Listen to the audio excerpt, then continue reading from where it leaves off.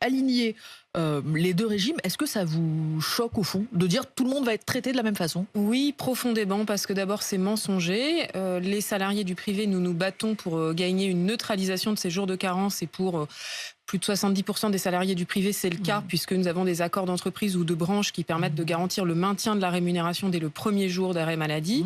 Et ensuite, À travers des complémentaires notamment, oui, tout des à fait. mutuelles. Cette annonce, elle est vécue comme une insulte pour les plus de 5 millions de fonctionnaires qu'on fait encore une fois passer, et pour des privilégiés et pour des gens qui choisiraient d'être en arrêt maladie. Non, les députés disent que c'est une question d'équité aussi. Voilà, tout le monde traité de la même façon. Oui, c'est ça pas vrai. revient au En fait, fond. déjà, ça n'est pas les traiter de la même manière que dans le privé, c'est les traiter de moins bonne manière, puisque dans le privé, pour la majorité, l'écrasante majorité des salariés, c'est neutralisé.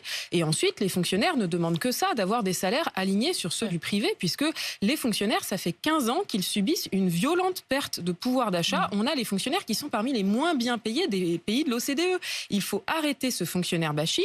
On était bien content pendant les inondations, pendant le Covid, dès qu'il y a une catastrophe, on est bien content d'avoir des fonctionnaires attachés à l'intérêt général qui font tourner le pays.